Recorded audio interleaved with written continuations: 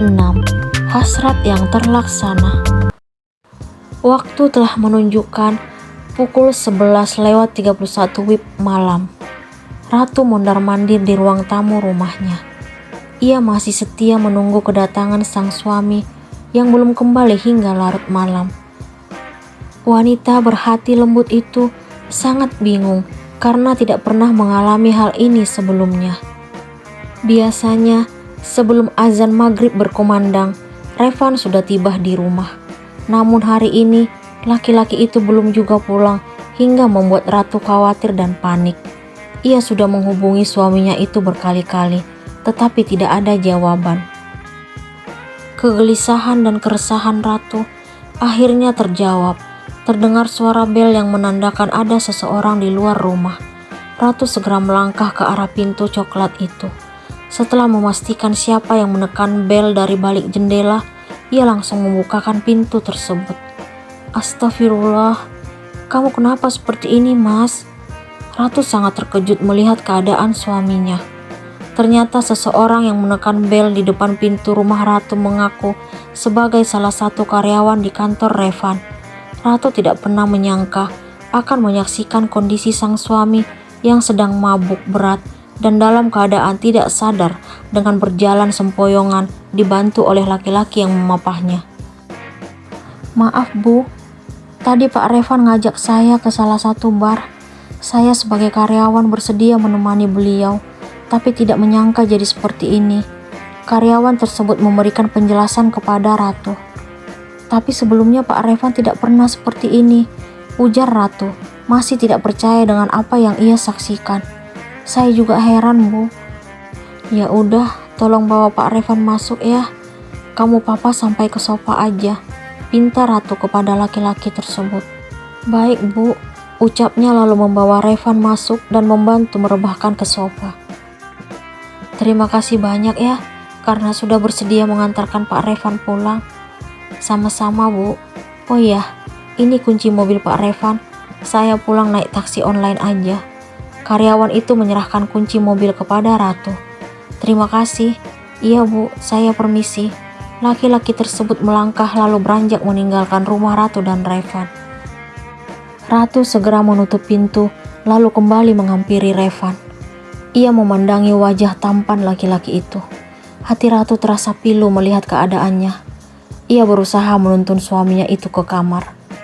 Walaupun terasa berat, Ratu tetap berusaha memapah Revan hingga tiba di kamar.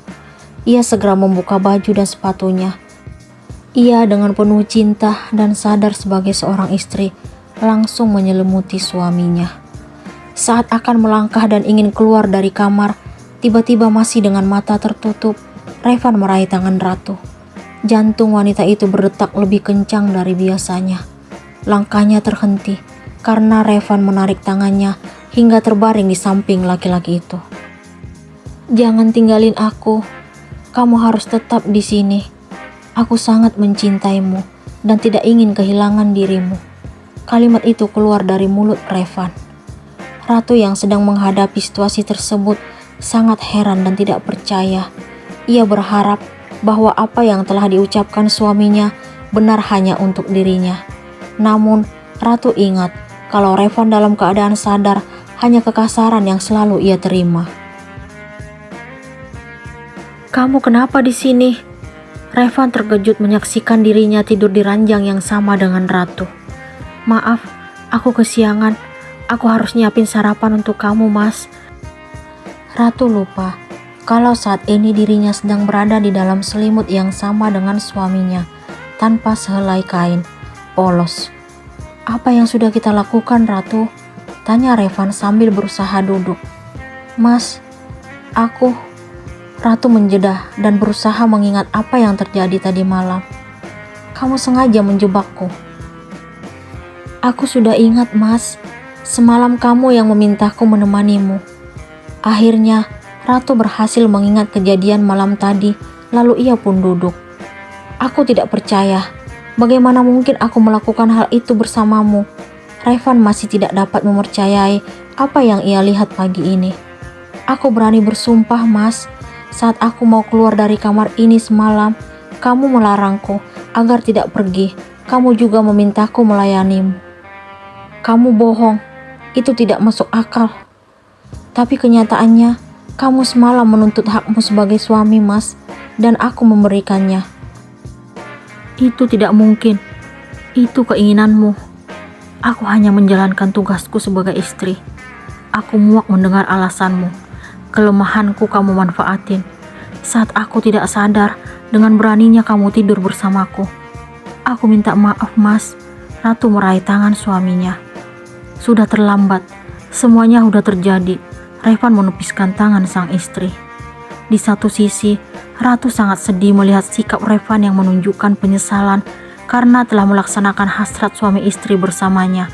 Namun di sisi lain, Ratu merasakan kebanggaan tersendiri karena telah berhasil menjadi istri seutuhnya.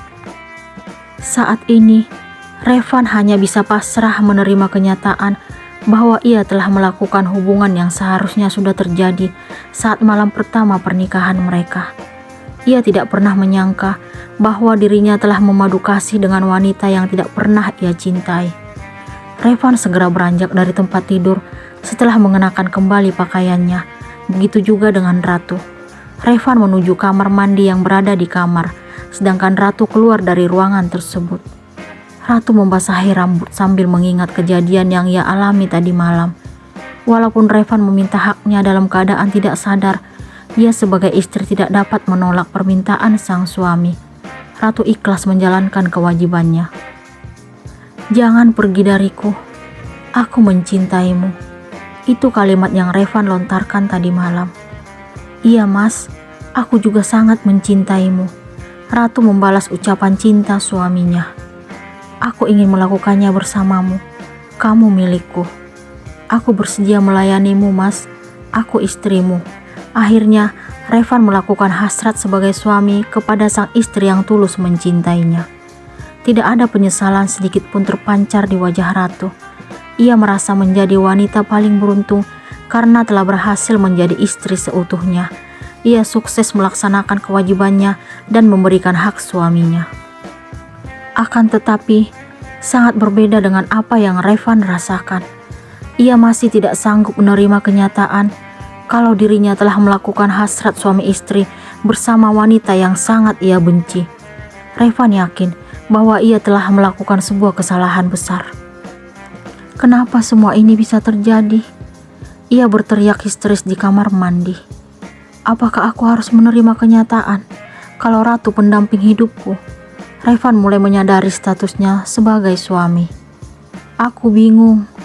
Revan belum terlalu yakin dengan apa yang ia rasakan. Setelah selesai membersihkan diri, Ratu sebagai istri tetap menjalankan kewajibannya, menyiapkan sarapan untuk Revan. Kejadian tadi malam membuat dirinya merasa canggung melihat suaminya di meja makan, tetapi ia berusaha menepiskan rasa itu. Sarapan dulu, Mas. Ratu mengisi piring Revan dengan nasi goreng yang telah dimasak Bi Inah. Iya, jawab Revan dengan singkat, tetapi tidak kasar seperti biasanya. Revan sangat membenci Ratu, tetapi ia merasa heran kenapa pagi ini tidak sanggup bersikap kasar kepada wanita itu. Ia masih ingat apa yang ia lihat tadi di tempat tidur, nokta merah yang diyakini milik sang istri.